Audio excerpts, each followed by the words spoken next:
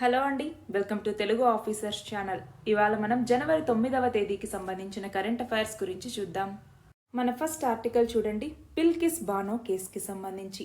ఏంటి బిల్కిస్ బానో కేసు అన్నటువంటిది? 2002లో గుజరాత్లో గోద్రా రయట్స్ అన్నవి జరిగాయి, అవునా? ఆ టైంలో ఈమె మీద, వాళ్ళ కుటుంబ సభ్యుల మీద కూడా అటాక్ చేయటం, ఈమెని గ్యాంగ్ రేప్ చేయటం జరిగింది.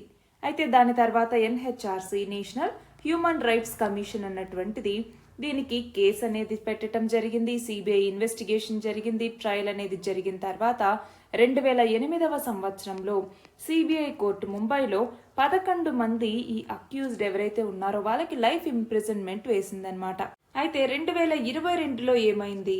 గుజరాత్ గవర్నమెంట్ ఈ 11 మంది కన్విక్ట్స్ ఎవరైతే ఉన్నారో వీళ్ళని రెమిషన్ పాలసీ కింద వాళ్ళకి బయటికి అలో చేసింది, అంటే రిలీజ్ చేయటం జరిగిందనమాట. ఆ తర్వాత మళ్ళీ ఈమె 2022లో సుప్రీంకోర్టులో అపీల్ చేసుకోవటం, దానికి ఇప్పుడు జడ్జిమెంట్ అనేది వచ్చిందనమాట. ఈ నేపథ్యంలో అసలు రెమిషన్ అంటున్నాం. రెమిషన్ అంటే ఏంటి? మనకి పాలిటీకి సంబంధించి రెమిషన్ అన్నటువంటిది ఇంపార్టెంట్ అండి. రెమిషన్ అంటే ఏంటి? ఒక సెంటెన్స్ ఏదైతే ఉంటుందో దాని పీరియడ్ని తగ్గించటం.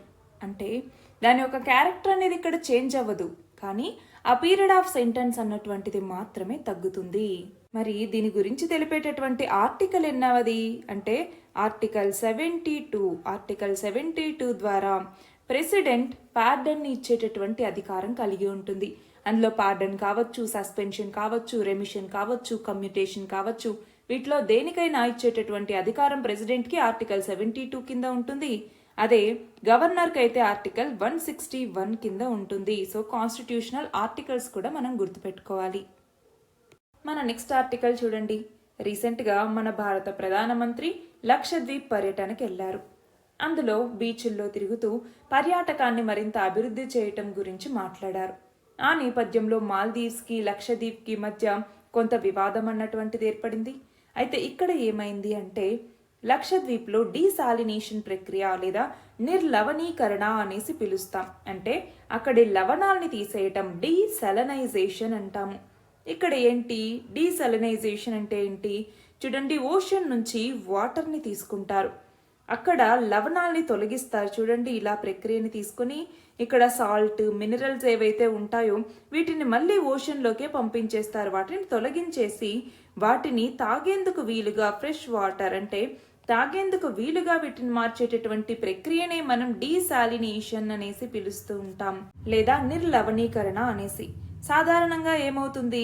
సముద్రం ఉపరితలం కంటే లోపల, అంటే 1000 నుంచి 2000 అడుగుల లోతులో ఉన్నటువంటి నీటి ఉష్ణోగ్రతలు తక్కువగా ఉంటాయి.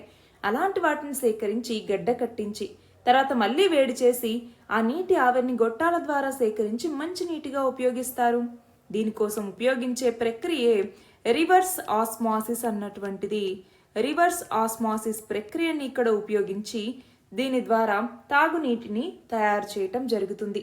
అయితే ఇప్పటికే లక్షద్వీప్లో 6 ప్లాంట్ల ద్వారా నీటిని శుద్ధి చేస్తూ ఉన్నారు. ఒక ప్లాంట్ నుంచి సుమారు రోజుకి 1,00,000 లీటర్ల నీటిని శుభ్రం చేసేలాగా వాటిని రూపొందించారు. అయితే ఈ డీసాలినేషన్ అన్నటువంటిది ఇజ్రాయెల్లో చాలా ఈ టెక్నాలజీని వాడుతూ ఉంటారు. అలా లక్షద్వీప్లో కూడా వాడుకోవటానికి మన భారతదేశం సిద్ధమైంది. ఈ నేపథ్యంలో లక్షద్వీప్కి సంబంధించి ఒకసారి మ్యాప్ కూడా చూసుకోవాలి. అరేబియన్ సముద్రంలో ఉంది. చూడండి, లక్షద్వీప్ సముద్రం అన్నటువంటిది ఇక్కడ ఉంది.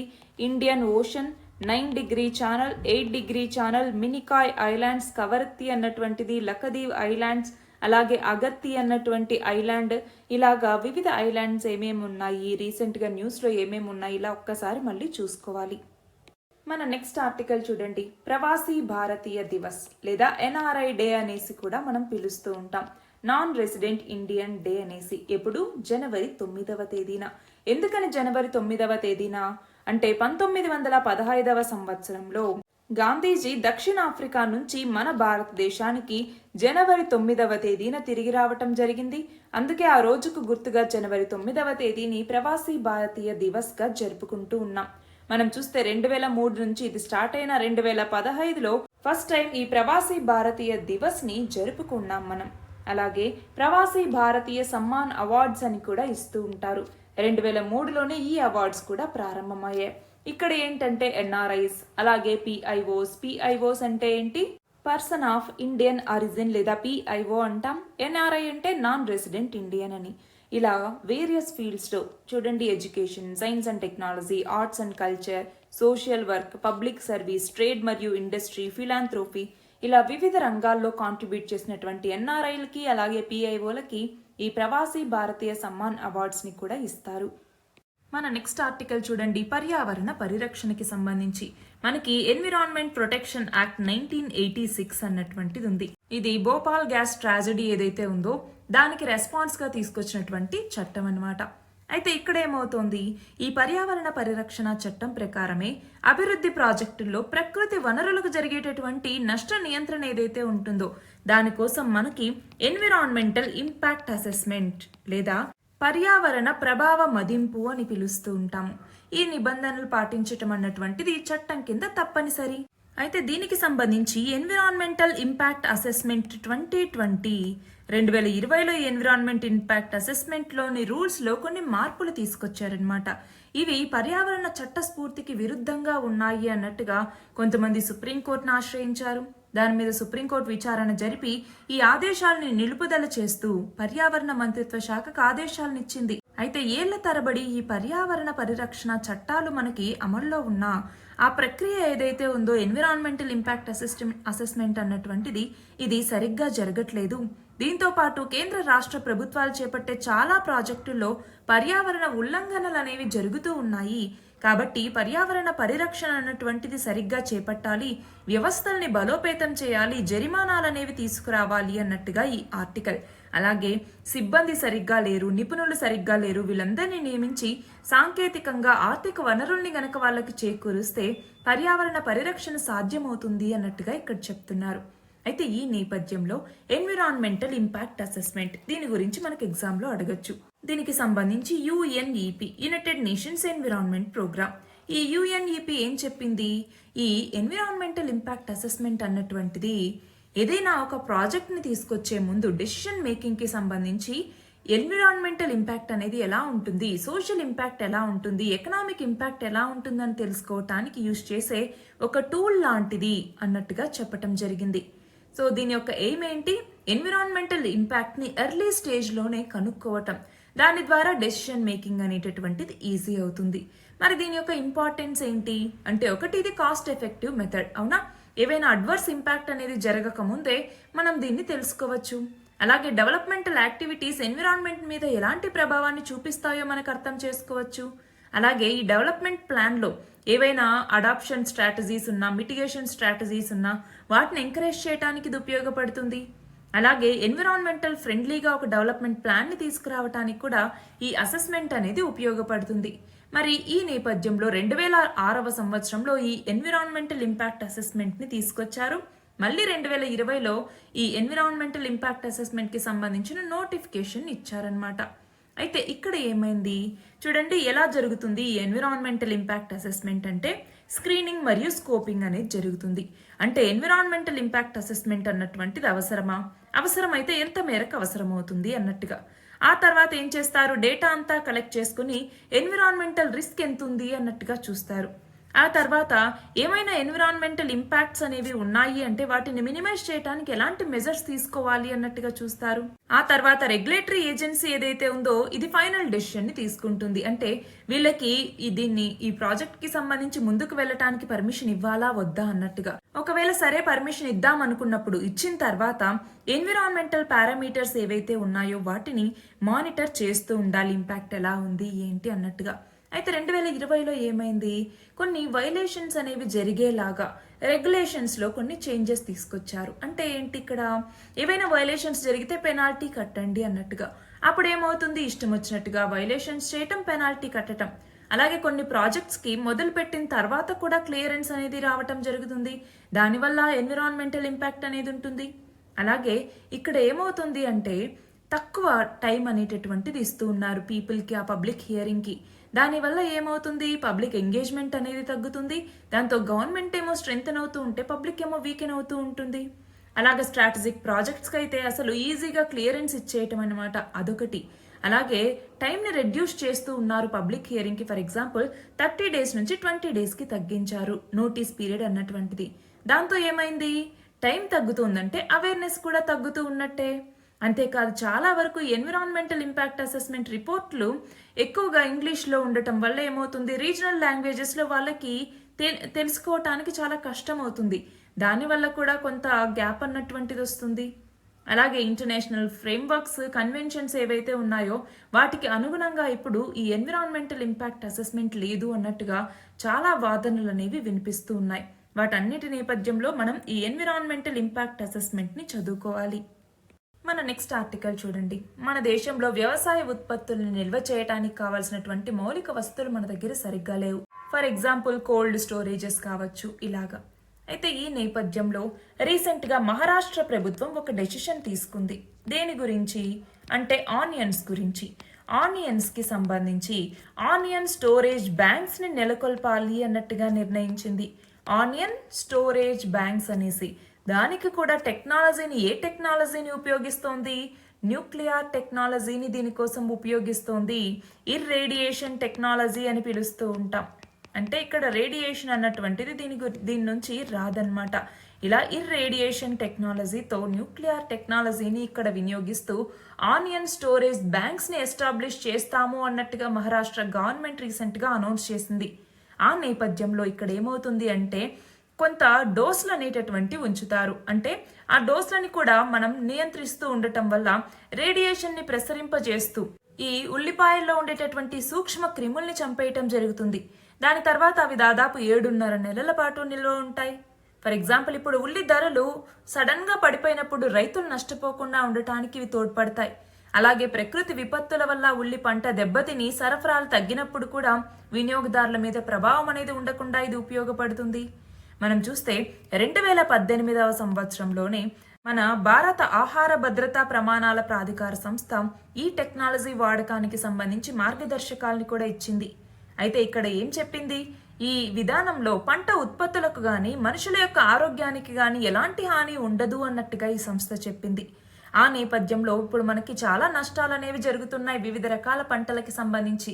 మరి వాటి యొక్క నిల్వలు సరిగ్గా ఉండేలాగా చూసుకుంటే ఫుడ్ ఇన్ఫ్లేషన్ అన్నటువంటిది చాలా వరకు కంట్రోల్ చేయొచ్చా? ఆ నేపథ్యంలో ఇలా ఆధునిక గిడ్డంగుల్ని ఉపయోగించి ఫర్ ఎగ్జాంపుల్ మనం ఏమిటి పొలం నుంచి పంట ఉత్పత్తులు వినియోగదారులకు చేరే వరకు మధ్యలో కోయటం కానివ్వండి, వాటిని నూర్పిడి చేయటం, శుభ్రపరచడం, ఎండబెట్టడం, నిల్వ చేయటం, ప్రాసెస్ చేయటం, రవాణా చేయటం, ఇలా వివిధ రకాల అంశాలు ఉంటాయి. మరి ఈ ప్రక్రియలో కొంతమేర పంటను నష్టపోవాల్సి వస్తుంది.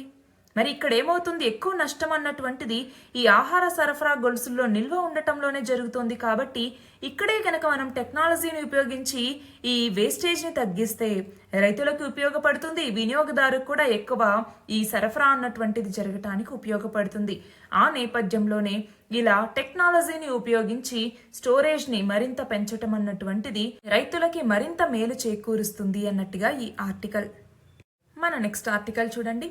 మన భారతదేశం 2022-23 ఆర్థిక సంవత్సరంలో గనక గమనిస్తే దాదాపు $15,750 కోట్ల 15,750 కోట్ల డాలర్ల విలువైన చమురుని మనం ఇంపోర్ట్ చేసుకున్నాం, దిగుమతి చేసుకున్నాం.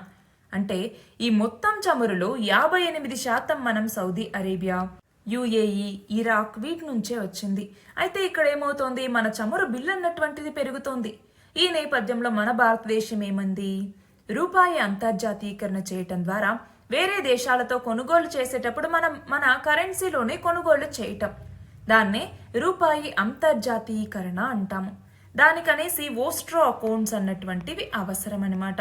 అయితే మన భారతీయ బ్యాంకుల్లో ఓస్ట్రో ఖాతాల్లో చాలా రూపాయలు అన్నటువంటివి పేరుకుపోయాయి. ఎందుకని, కొన్ని రకాల వాణిజ్య సరుకులకి రూపాయల్లో చెల్లింపులు అనేటటువంటివి జరుగుతున్నా కూడా చమురు ఎగుమతిదారులు మాత్రం ఇలా రూపాయల్ని స్వీకరించడానికి ముందుకు రావట్లేదు. ఫర్ ఎగ్జాంపుల్ రష్యా మన రూపీస్ని తీసుకోవటానికి ముందుకు రావట్లేదు. దీనివల్ల ఈ ఓస్ట్రో అకౌంట్స్లో మన రూపాయలు అనేవి పెరిగిపోతూ ఉన్నాయి. ఒకవైపు ఏమో ఫారెక్స్ రిజర్వ్స్ అనేవి తరిగిపోతూ ఉన్నాయి. ఆ నేపథ్యంలో మన భారతదేశం ఇలా రూపాయి అంతర్జాతీయకరణను మరింత పెంచాలనుకుంటోంది. మరి దీనికి ఉన్నటువంటి పాజిటివ్స్ ఏంటి, నెగిటివ్స్ ఏంటి చూడండి. ఒకటి, ఫారిన్ ట్రేడ్ని ఇది పెంచుతుంది, క్యాపిటల్ ఇన్ఫ్లోస్ని పెంచుతుంది.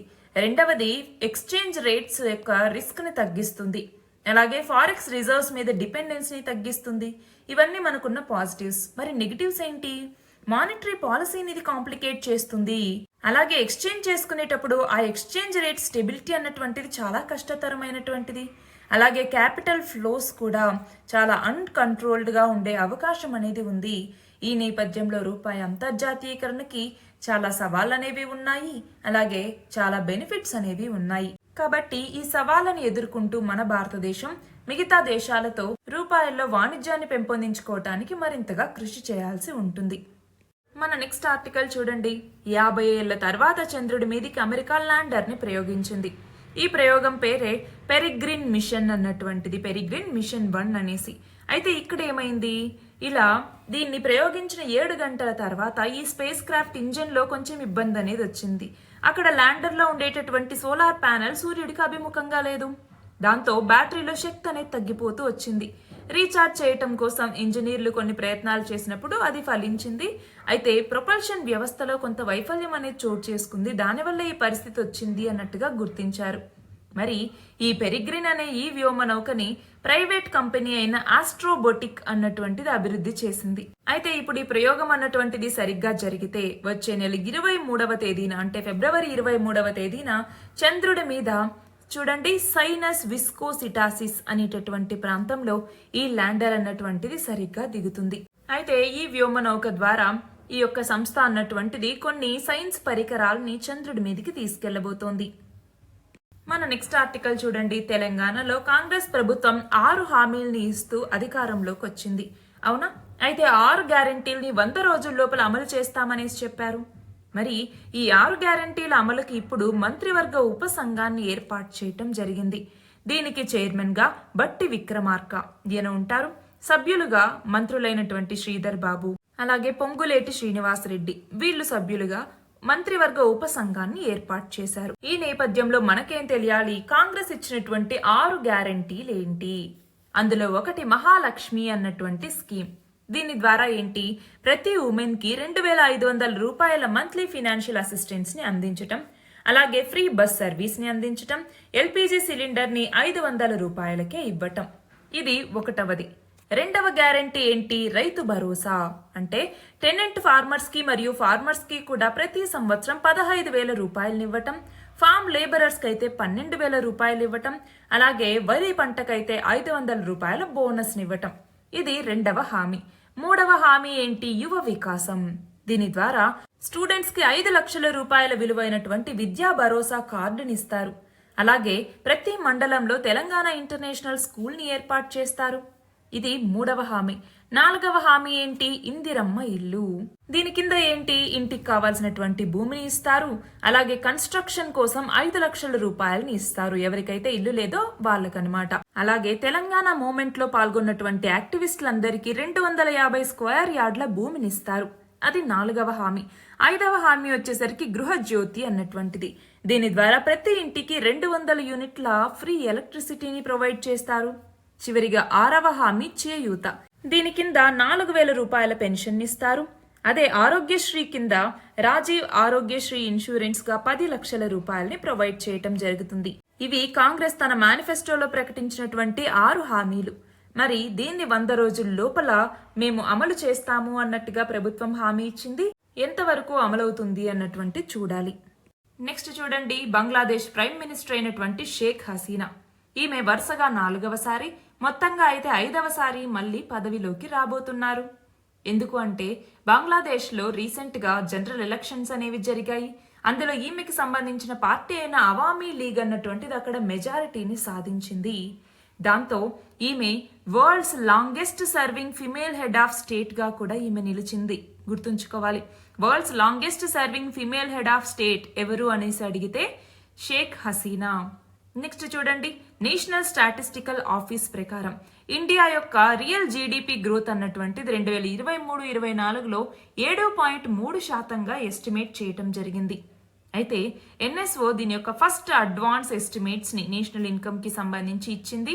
అయితే 2022-23లో 7.2% గ్రోత్ అన్నట్టుగా చెప్తే ఇప్పుడు 7.3%గా అంచనా వేశారు. నెక్స్ట్ చూడండి, 5 లోక్సభ మెంబర్స్ ని సంసద్ రత్న అవార్డ్స్ 2024కి సెలెక్ట్ చేయటం జరిగింది.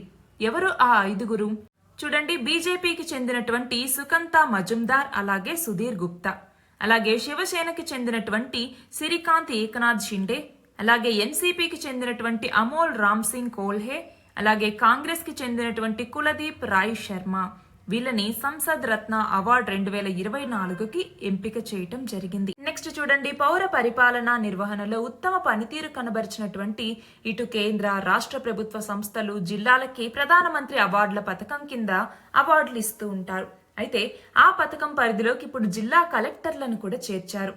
మనం చూస్తే ఈ ప్రధానమంత్రి అవార్డుల పథకాన్ని 2006లో ప్రవేశపెడితే దాన్ని ఇప్పుడు మార్పులు చేస్తూ వచ్చారు. అయితే ఇప్పుడు చేసినటువంటి మార్పు ప్రకారం ప్రభుత్వ పథకాల్ని సమర్థంగా అమలు చేసినటువంటి ప్రభుత్వ సంస్థలు, జిల్లాలు, కలెక్టర్లకి ఏప్రిల్ 21వ తేదీ అయినటువంటి సివిల్ సర్వీసుల దినోత్సవం రోజు ప్రధాని అవార్డులని ప్రదానం చేయటం జరుగుతుంది. అయితే ఇక్కడ చూడండి, Har Ghar Jal Yojana, Pradhan Mantri Gramin Pattan Awas Yojana, mission Indradhanush, Jan Arogya Yojana, Ujjwala Yojana, PM Svanidhi, PM Matru Vandana Yojana, Vishwakarma Yojana, PM Mudra, Poshan Yojana, Kisan credit card ఇలాంటి 12 కేంద్ర పథకాలని 2021 ఏప్రిల్ 1 నుంచి 2024 జనవరి 31 వరకు సంపూర్ణంగా నాణ్యంగా అమలు చేసిన 10 ఉత్తమ జిల్లాలకి ప్రధానమంత్రి అవార్డులను ప్రదానం చేస్తారు. అంతేకాదు కేంద్ర రాష్ట్ర జిల్లా స్థాయిలో ఈ పథకాల అమల్లో ఎవరైతే నవీకరణను సాధించారో అలాంటి 6 జిల్లాలకి ఈ అవార్డులను ఇస్తారు.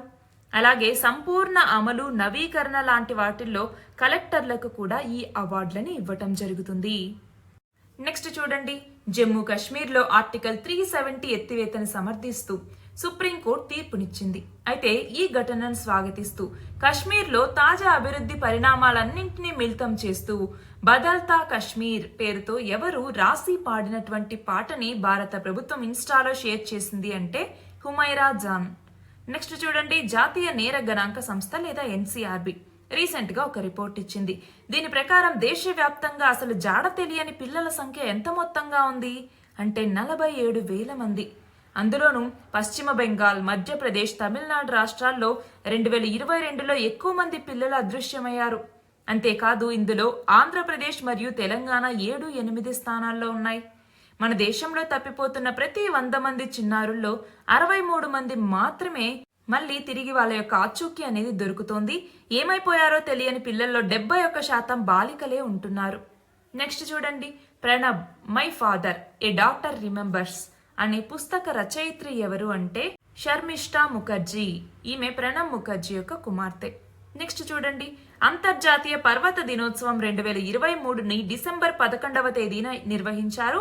ఏ థీమ్తో అంటే రీస్టోరింగ్ మౌంటైన్ ఎకోసిస్టమ్ లేదా పర్వత ఆవరణ వ్యవస్థని పునరుద్ధరించుకుందాం అనేటటువంటి ఇతివృత్తంతో అంతర్జాతీయ పర్వత దినోత్సవం 2023ని నిర్వహించారు.